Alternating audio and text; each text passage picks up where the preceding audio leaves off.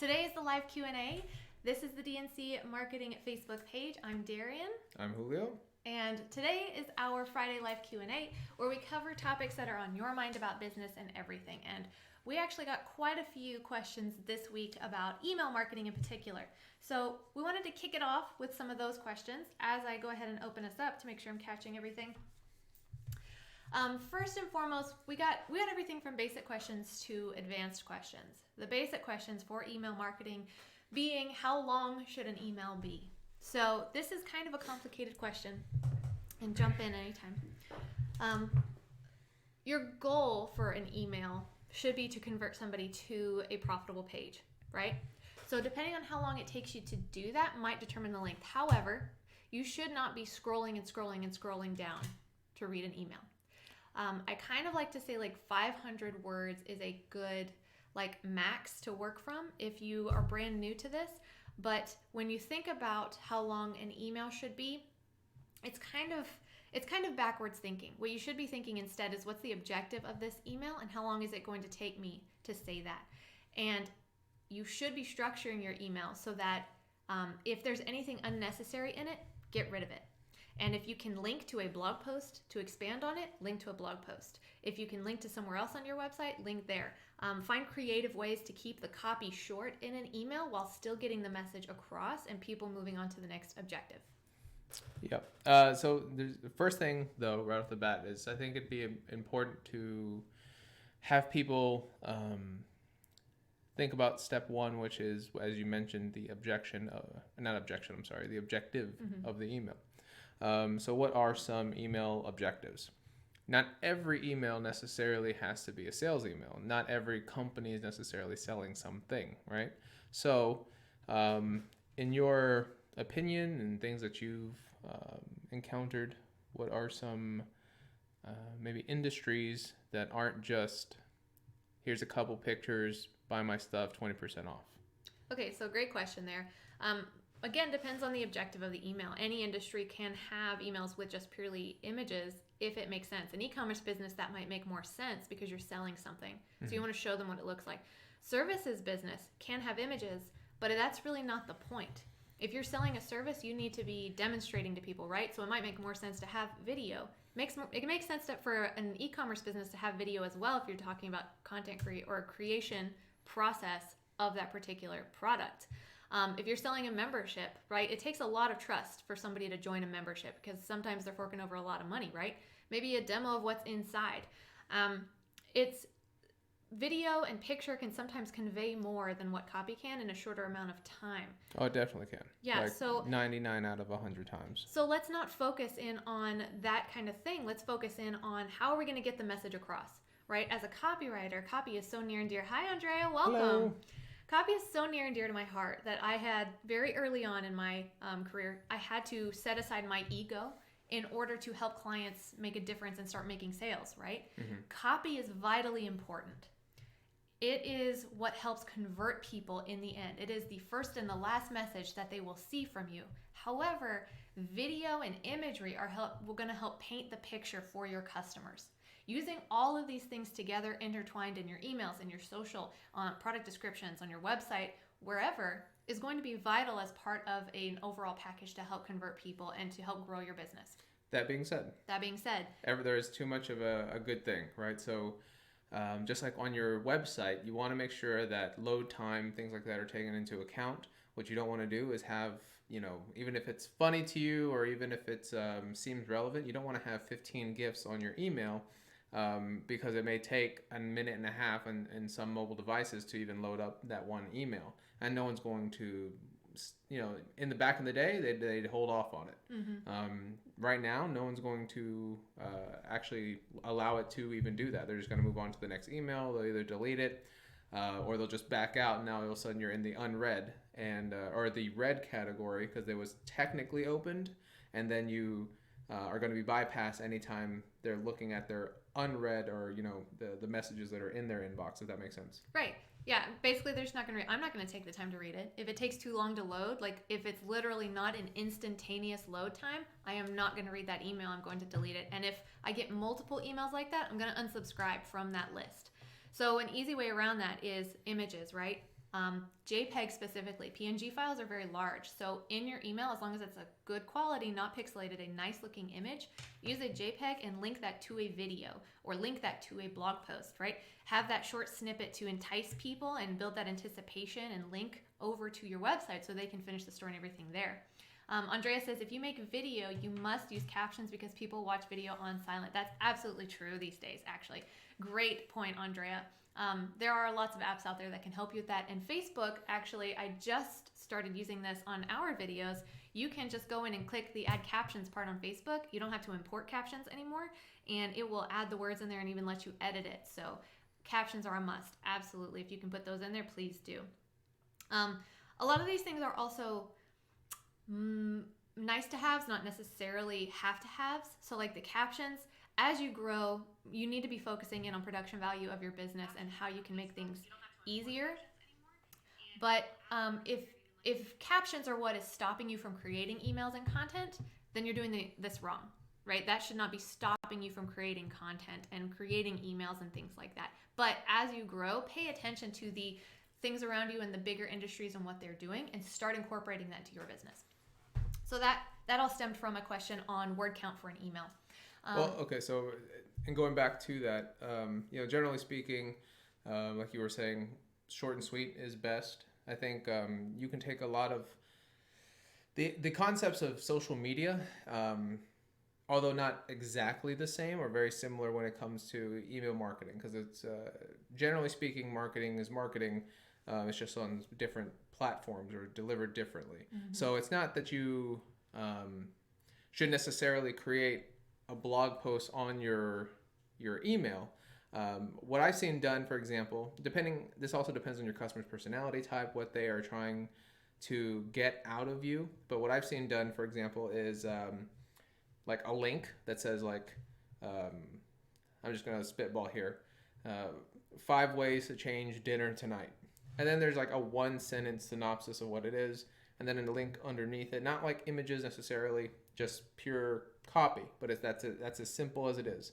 And then another link with a sentence, another link with a sentence, and then that's like the entirety of it. Maybe the very end part of it is like, hey, join us on Friday's Q&A. You're going to get a 20% off discount, blah, blah, blah, blah, blah. Mm-hmm.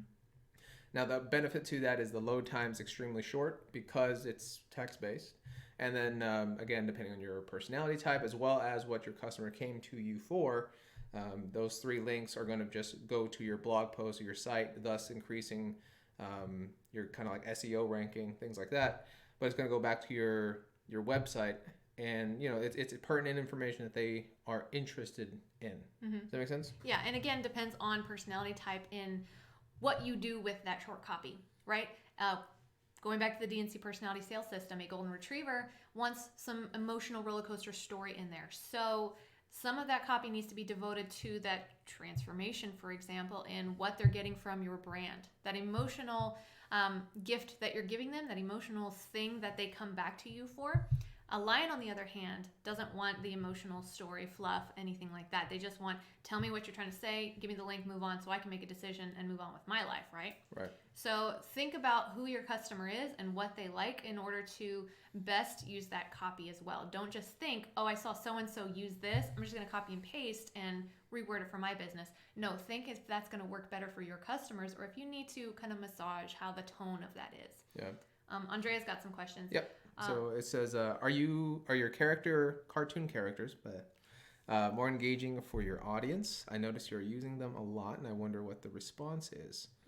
Okay. Interesting question. Yeah. Mm-hmm. So and then there's a secondary question. We'll get to that one as well. Mm-hmm. So to answer that, the cartoon characters we use them for 2 reasons mainly.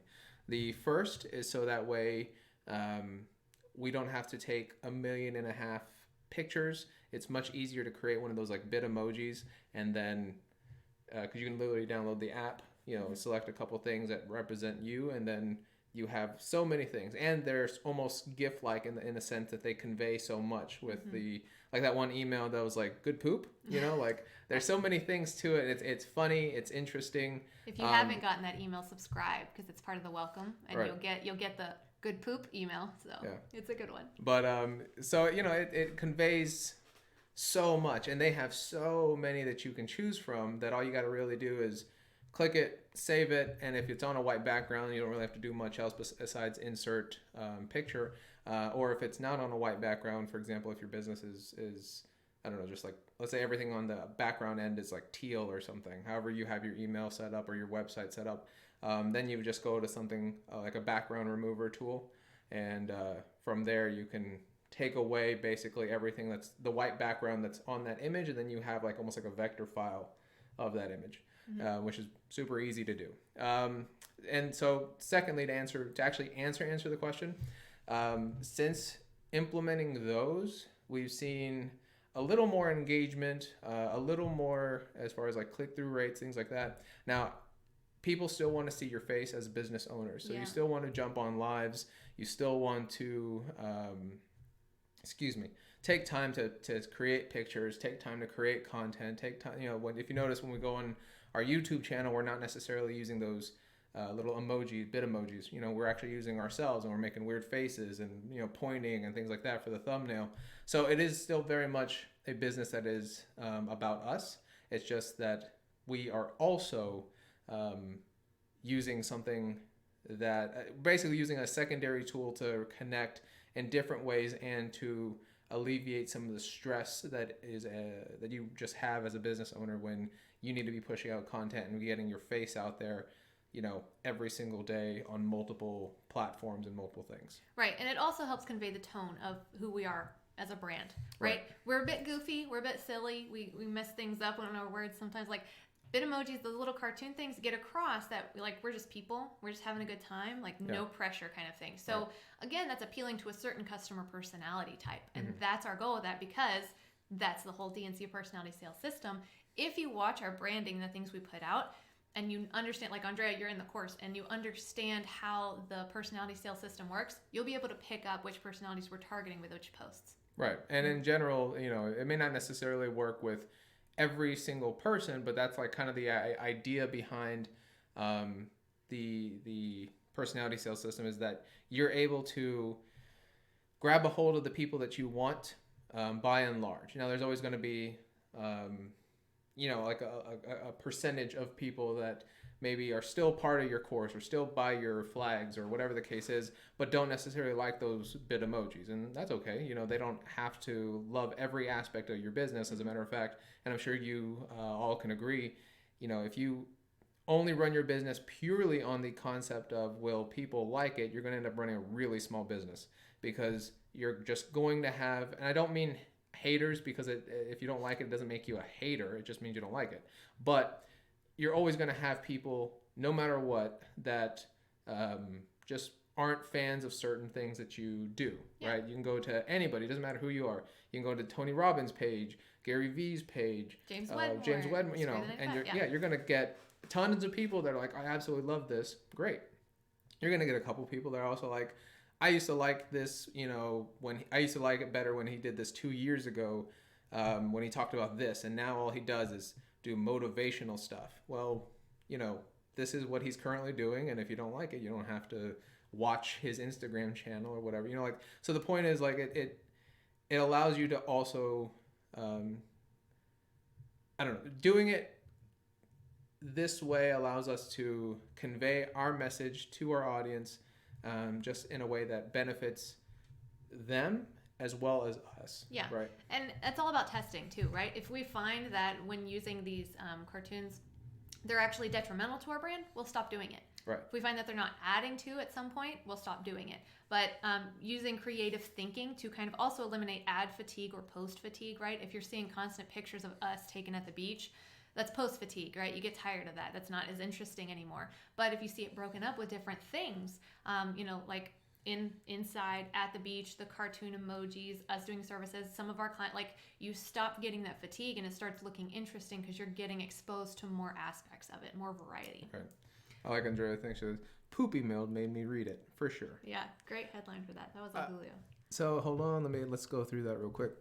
Excuse me. Okay, so we got captions, cartoon characters. All right, so the other question.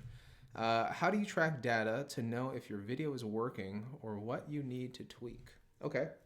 So it's kind of a two-part question, right? So the data aspect, correct me if I'm wrong, Andrea, but I'm assuming you're talking about like if you post something on Facebook, if that's correct, then the easiest way to do that is check Facebook. You know, they're going to have data specifically on there. You can do the same thing with if you're uploading to like YouTube, you can check the actual data behind it as far as like, is it what's your average view time? When are people dropping off? Are the people dropping off? You know, are you getting, you know, let's say out of 1,000 views for that particular video, maybe 980 of them watch up to the 3-second mark, and then it'll break it off, right? So it'll say like 3 seconds, you know, like 10 seconds. So like then you say, okay, well, what is the 10-second mark? The 10-second mark of that 900, let's just say again, 980 total views. That stayed to the 3-second, maybe for the 10-second, it drops down to 500 views. Okay, and then I'll have like a 1-minute mark. And like, okay, of the 1-minute mark, now there's 250 views. And then finally, it'll have like watched video to the end. And then, you know, that may be 12 views, right? Something, whatever those numbers are, they are going to be dramatically different, which is part of the hard concept when it comes to wrapping your head around numbers and video. If you've ever tried to produce a video ad, you'll see that, and it's going to be, initially it's very disheartening until you realize like that is unfortunately just how it is. And you're going to be paying for those 3-second views, even though to you in your mind, you're like, what the hell can I convey in 3 seconds? You're like, I have 3 seconds to put my message out there, to grab my audience attention, to make them, to convert them from 3-second viewers to 5-second viewers, and from 5-second viewers to 10, from 10 to a minute, from a minute to the whole thing. Yeah, and there are ways to, there are a lot of strategies if you look it up on YouTube to get people continually watching with the way you shoot that video. But you can also be looking at where people are dropping off and what you're talking about, what your enthusiasm level is at that point, so that you can see like, oh, okay, if it was cut in half at the 3-second mark, then maybe it's because I switched my topic too early, or because my energy level dropped way down, or because I started to ramble on a certain topic. Like you can see and kind of test in that way why people are dropping off and if that video is working, if that particular topic hit. This is something that I see a lot, and the easiest way to do it, in my opinion, is see what are popular shows that you also enjoy watching, like on YouTube, and see like, because most of the time YouTube is where a lot of the creative aspect of it, right? If you go just and watch a news broadcast or whatever your local TV station is, it's gonna be the same shit that was there, you know, from the 1980s. It's they have their formula. This is what's working for them, regardless of whether their viewership is starting to decline because of the internet and That's not really the point. The point is, though, find something on like YouTube where they're a little bit more creative, and then, or even like Netflix, just something that is newer, right? And then see what they're doing, and don't just get entertained. Like that's what I would challenge you to do, in pretty much anything in regards to your business, podcast, whatever. Don't just consume it. Don't be a regular old consumer, right? You want to take it, anything, and say, can I use this for my business? How can I use this for my business? At least that's, you know, how I do it. What if I'm watching, listening to a podcast while I'm in the shower or whatever, like I'll hear what they're saying, and then as they're saying it, I'm like, okay, so I can't do X, but I can do Y and Z. And if I change this just a little bit, that could be kind of really cool for what we're doing, you know, and that allows you to pivot when necessary, or at the very least, continue to test out new ideas and concepts. And one thing that we're going to be doing, and maybe it's something that whoever is interested in video can also do, is I wanted to start when we produce videos as sort of a hook, because it's something I noticed when we were watching some of our the like political commentary, comedy type of thing that we enjoy watching, is they will start with a especially when it's like the entire show, and you know I'm watching her for like a 20-minute span. What they'll do is they'll start with like a funny thing, and then they'll cut to the intro, and then they'll cut to the beginning, right? So it'll just automatically, the guy may be like,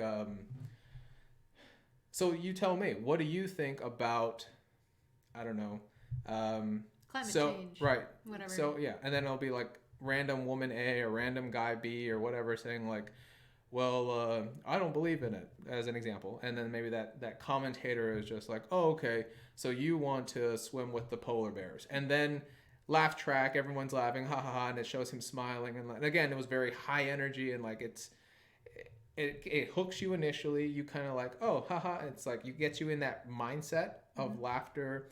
And because it jumped right into a topic point, you're not bored. You're not like, okay, let me see this guy's 30-second intro. And then you're just like already like looking at your phone, not paying attention, blah, blah, blah. So it jumps right into it. Then he has a short intro, probably like 20 seconds or less. And then from there, he'll actually start like, hey, what's up, everyone? I'm blank. You're watching blank. We're going to be talking about this. And then he just jumps right into it. Right. And this is actually a really popular method in novel writing, and it's used in copy really well also. So if you, it's basically the theory of starting in the middle and then backtracking, right? So you've read books, or it's just like, you may be wondering how I got to this point, like falling to my death or something like that. My first thought is like a great way Disney did this was with Megamind. Like the whole movie starts with him falling to his death. And it's like the voiceover of like, you might be wondering how I got here. Well, to understand this, we have to start at the beginning. And it's like, right. Then they start over, and you have to, it keeps you hooked because you want to know how they got to this particular moment. You can use this in copy by starting in the middle of your story. If you're starting off with a story somehow, starting in the middle of it at the most like impactful action, like he's falling to his death in the cartoon. So start at that actionable, interesting, exciting moment. And maybe not at the result yet, but at the moment where the conclusion is just around the corner, but you're not giving them that satisfaction yet. And then tell them like, let's back up to the beginning and let me tell you how I got here. Exactly. And then you move through it, chronologically, or as most makes sense with that story. That's a great way to keep people hooked in email, in content, with video, or with blog posts. Andrea said, glad I caught you guys live. I appreciate your business advice. Later. See you later, Andrea. This is going to, of course, be on a replay, so feel free to catch up when you have an opportunity to. But the other part to it is to kind of expand on that just a little bit, is you want to make sure that you're also taking advantage of video editing, like video editing software, things like that. You want to do jump cuts. You want to try to, that's something that we're currently trying to figure out. That, of course, the way we want it done, I could do it in a way that's like pretty inexpensive, and that's okay. But for me personally, my mindset, I always think, why spend a little money now when I'd rather spend a lot of money later to get the like nice high-end production quality, pro quality, material. Yeah. As opposed to, just still spending money, but spending money on kind of the more crappy version where there's going to be tech issues and there's going to be problems and all that stuff, and I'm still spending a quarter of the money I would have spent anyways. Right. So, although we could get it now, I'm trying to instead budget it out, which is something I always suggest doing, when it comes to just buying new equipment, things like that, is try to budget it out instead of just blowing your money, because I guarantee you will always, always, always, always need to buy new equipment. There's always something. There's always a shiny object. Right. Something that can make your audio this much better, your video this much better, your Instagram feed this much better. Yeah, exactly. So instead, budget it out, think about it, spend a couple days, spend a couple weeks actually contemplating it. Do you need it? When do you need it? Right now, is this good enough? Like this live, that's fine, right? We don't need splitters that cut. But eventually I'm going to get one. I'm going to get one, and I'm going to get a much higher end computer to make sure that it processes everything properly. And then we're going to have 2 or 3 of these, Sony a6400 cameras that were like $1,800. We'll have one on this side, one on this side, one over there. Right. And then we'll have either myself or, again, this is another thing, right? An employee that can actually work the video and switch. Camera 1, boom. Camera 2, boom. Oh, Julio's talking. Camera 3, boom. There's eventually we'll get that. And by having those jump cuts, it'll enable the customer or the consumer of the content to focus more, right? Because it's constantly changing their perspectives. That's why a lot of times you go on YouTube, you're going to see a shift. If you notice it, sometimes most people don't even notice it. Sometimes you just forget. Even though I see these things, I forget too when I'm watching these channels. Where every 3 or 4 seconds it zooms into the guy's face. Or it zooms to another angle. Right. And it's just a cut. But he's talking here, and all of a sudden he's just boom. And he's like, right in front of you. And then back. You know, and it's not like anything super nuts, but it's just enough for your brain to be like, ooh, something different. Right. Ooh, And this something different. is actually one of the video tactics that they use on purpose, because it does like trigger a pattern break Right. in your viewing. Like if it was just like the live right now, there's no real way for us to do that right now. So just watching this is just a straight, monotonous, steady stream, and you'll lose your attention span if it's too long. But on YouTube that are pre-recorded and they're heavily edited and things like that, those jump cuts break up the pattern and like wake up your eyes, wake up your brain. And so you're paying a lot more attention, Right. and you're willing to watch those kinds of videos a lot longer. Exactly. But yeah, so that's our take on videos. Weren't we talking about emails? We were talking about emails. It's okay. It's a Q&A. So we're going to wrap it up. We got about 5 minutes left. If you've got a pertinent question, please drop it in the comments, whether it's during the live or during the replay. We jump in frequently to answer your questions. And if it's a super juicy question, we'll save it for the next live as well. Oh, real quick. Sorry. Don't mean to interrupt you. We didn't finish Andrea's thing. Nope. So she put okay. How do you track data to know if your video is working? Answer that part. Or what you need to tweak. Oh. So that part is what we have not paid attention to.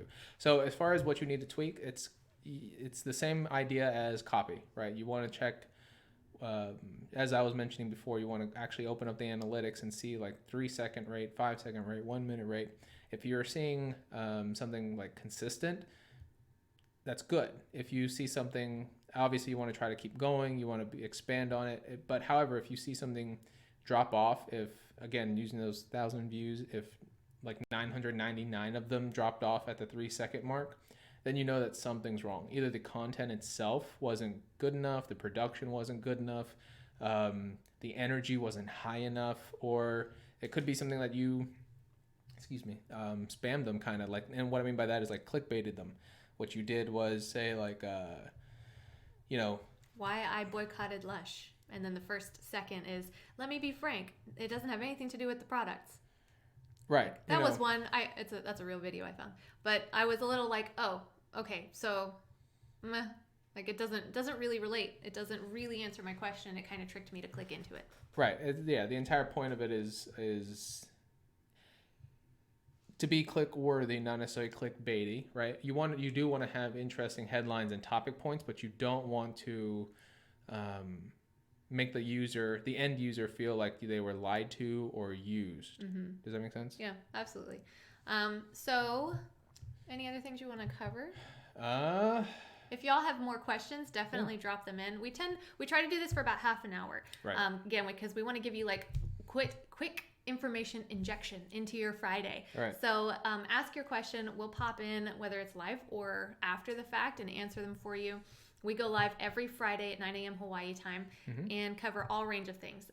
These are going to be following the master classes, which are the first one's going to debut very, very soon. And it's called Building a Better Brand. Yep. And we're going to be going over brand messaging and all the things you need in your copy, in your emails, on your website, and rebranding, which can be a touchy subject for a lot of people, and how you can go about that the right way. As a matter of fact, for those of you that are members of the course, we're going to be dropping that link to the YouTube video today. The extended uncut version, which is going to be about 2 hours worth of content. From there, you're going to, those of you that aren't, can eventually see the masterclass, but that's going to be, cut in not quite half, but basically half.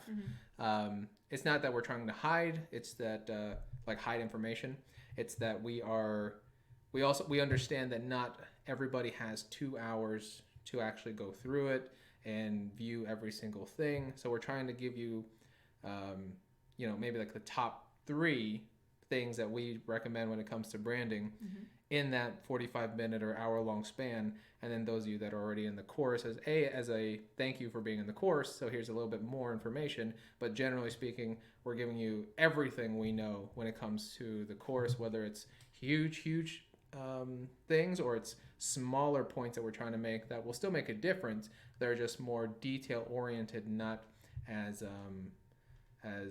they're intensive. Right, exactly. And I mean, don't get us wrong.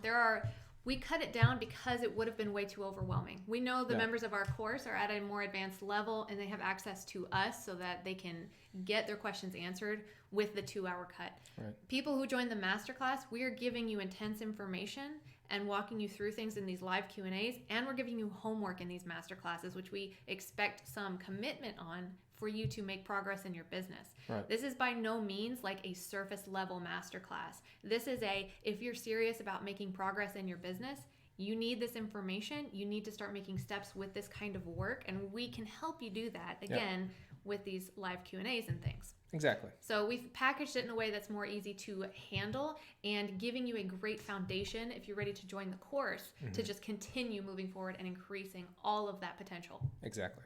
Yep. Couldn't say it better myself. But yeah, so I think that's about the gist of it. If you have any questions or concerns, please feel free to let us know. Feel free to, leave us a comment or DM us if you have any questions. And if it's time sensitive, we'll try our best. It is just us two, so we'll try our best to answer it right away. Otherwise, it may end up being part of the next Q&A, or it just may take us a day or two to actually get to it. Yep. But we really appreciate your time. Thank you so much, and we'll see you. We'll see you. Bye-bye. Make sure you share this with somebody who needs it, because especially if they're struggling with email marketing, a lot of these questions can pertain to them. So let them know that this information is out there for them every Friday. There you go. All right. Bye, guys. Okay. Bye now.